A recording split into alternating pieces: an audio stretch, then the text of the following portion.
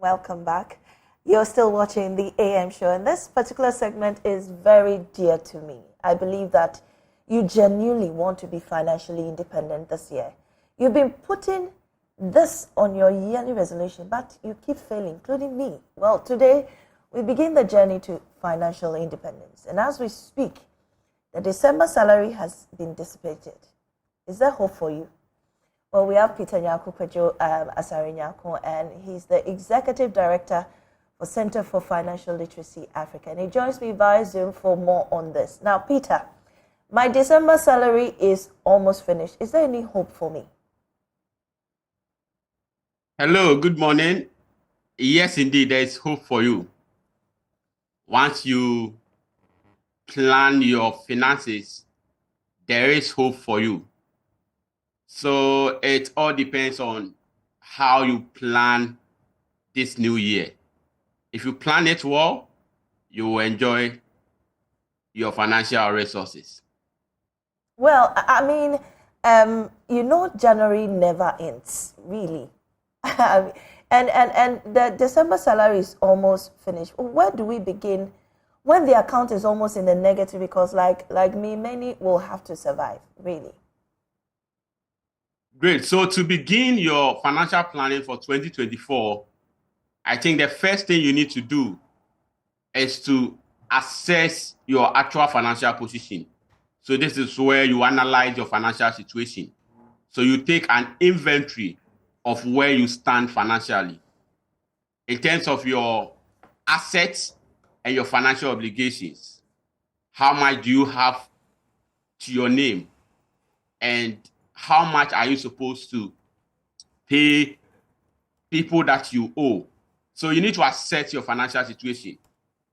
If you haven't done that already, this is the best time to assess your financial situation. Track all your financial assets. This can be your personal property, your financial properties, the money you have in the bank, your investment account, your insurance policies. Track all your financial assets and know where you stand financially. And then compare that to your financial obligations. What are the obligations that you need to pay? Your liabilities. So the difference between your assets and your liabilities will tell you where you stand financially. That is your net worth. So based on your net worth, then you can start planning your finances for 2024. Once you have identified your net worth and realize this is how much you are worth, then you define your financial goals for 2024. What are the things you want to achieve in 2024? Mostly I tell people financial goals are life goals with financial implications. Because you have certain goals in life, you need money to be able to realize them. So if you want to buy a car in 2024, that becomes a life goal, but it comes with financial implications. If you want to build a house, if you want to rent a new house, a new room, these are all life goals, but they come with financial implications. So define your financial goals. So Peter, I mean, you see, for some of us, maybe earning 2,000 Ghana cedis a month, you are also paying taxes. The prices of groceries, other things have gone so high. You barely have enough to even finish the month. How are you going to put together something or plan? You haven't, your rent hasn't come, transportation, clothing. With this little amount of money, you're also having to buy food. So how do you plan this? I mean, with this very, very little money. Sure. So with this is where you do your budgeting. So once you have defined your financial goals for the year, now you have to put a budget in place. So a budget is telling your money where to go instead of wondering where your money went. So with budgeting, you have to estimate all your income for the year. So if you know you earn 2,000 Ghana cedis for a month, calculate that for the 12th month. So this is where your money will be coming from. Every month I earn 2,000 Ghana cedis. How do I manage the 2,000 Ghana cedis so I can take care of my expenses and have enough money to save? So once you have track your income, then you need to also budget for your expenses. So this is where you find out how much you spend on transport, how much you spend on food, entertainment, and all the things that you want to spend money on. You need to estimate that. So once you do that, you will know where your money will be coming from, and you will know where your money will be going. Then compare your expenditure with your income.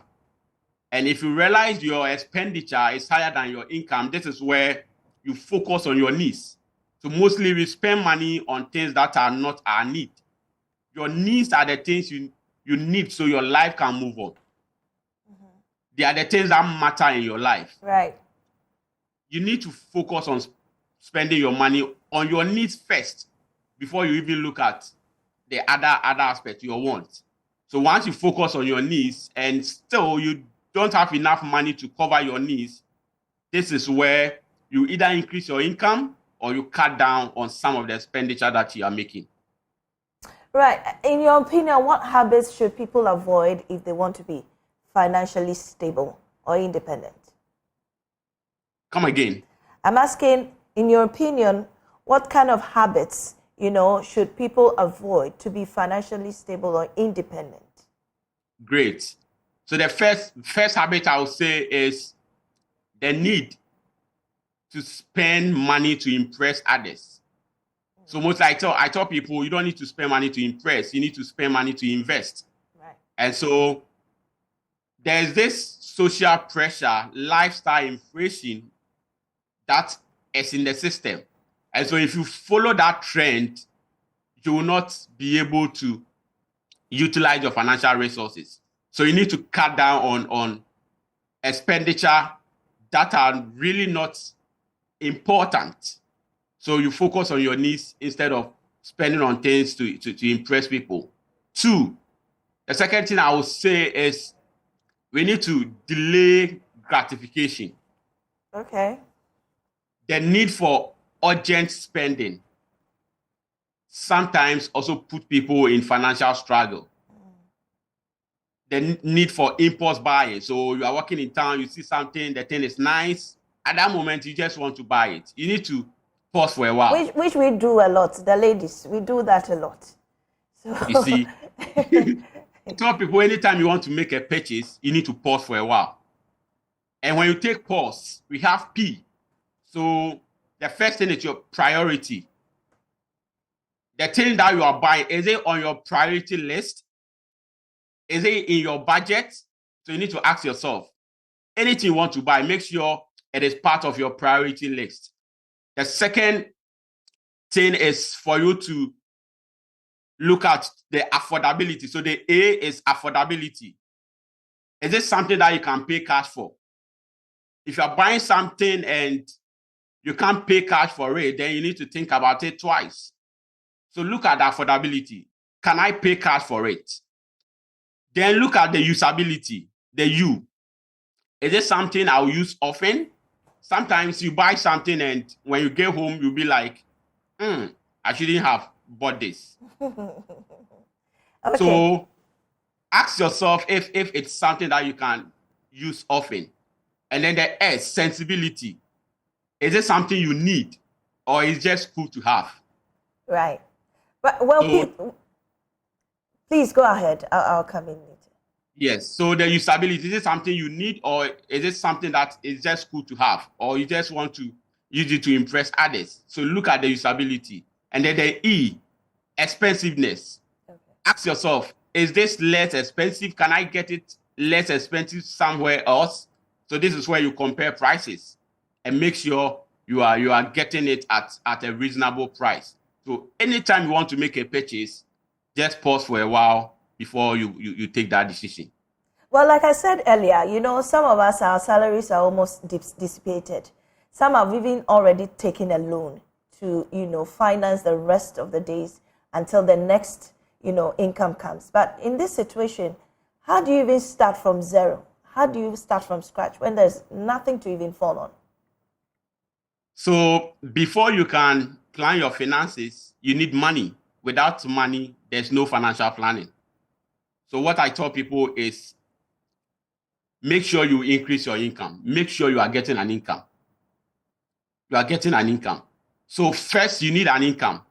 So you need a job. You can start a business. You need something that will give you money. And then once you start earning that money, compare your income to your expenditure. Compare your income to your expenditure. If your expenditure is higher than your income, then there's an issue. So you need to increase your income or you need to cut down your expenditure. Mm-hmm. So first thing I will advise everyone, if you want to plan your finances, it's for you to first and foremost get an income. So if you don't have something doing, maybe you may want to learn a skill for a while so you can leverage that skill to start earning income. Or you may want to put in more applications so you can get a job and start earning an income. Or you may want to do a side business aside your day job so you can increase your income so you can cover your expenditure.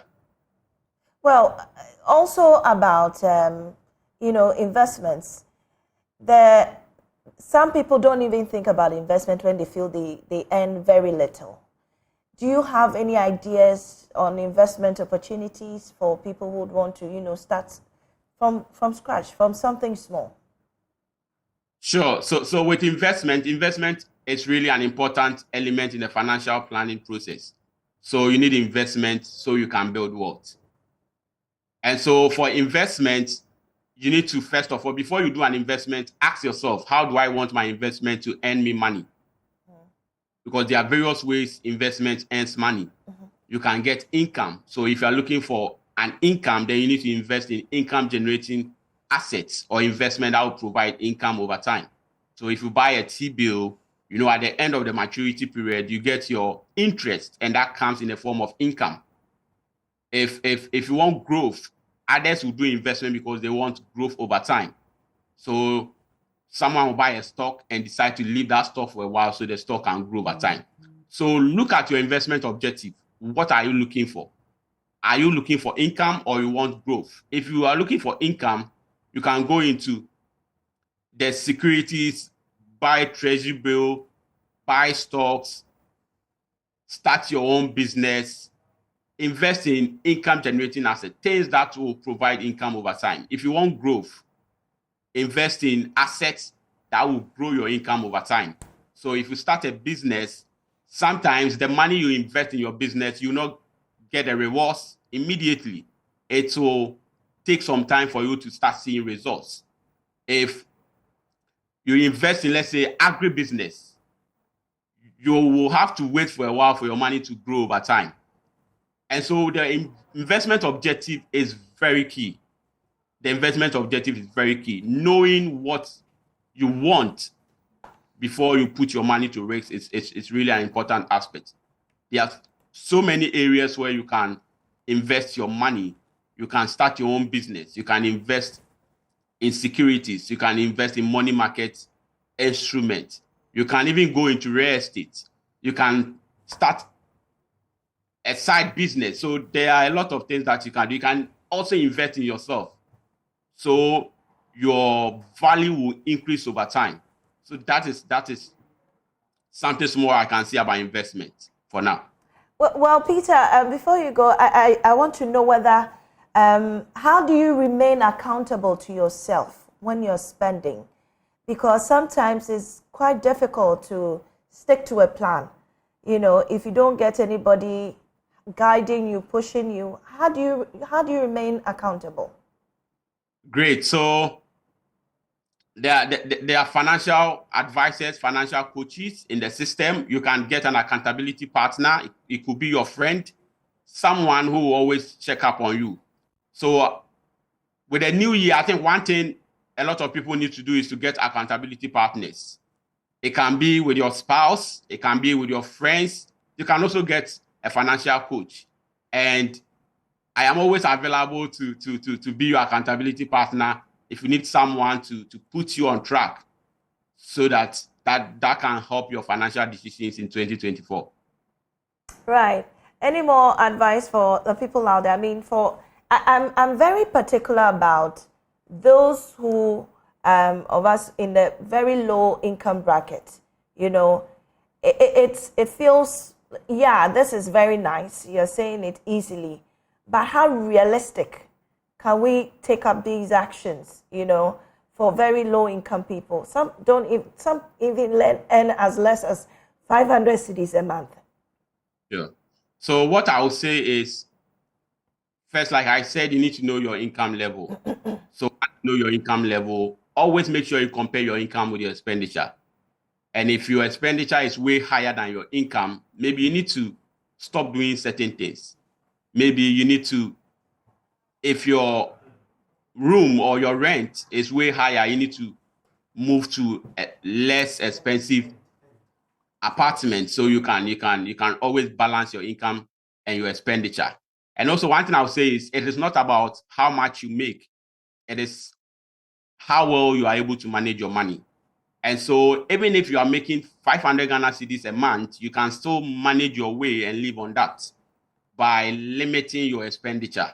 And one thing I will also say is that let's make savings a habit. Let's make savings a habit. How do you make savings a habit? Make sure savings is part of your expenditure. So before you do any expenditure, make sure you have taken your savings out. So pay yourself first. 2024, be intentional that any money I get, I will pay myself first.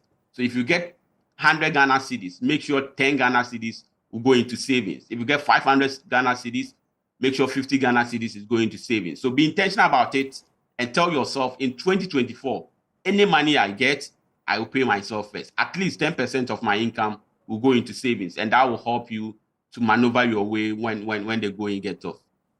Thank you so much, Peter Asare Nyarko. You have no idea how helpful these insights have been, and we're grateful for your time with us on the AM show.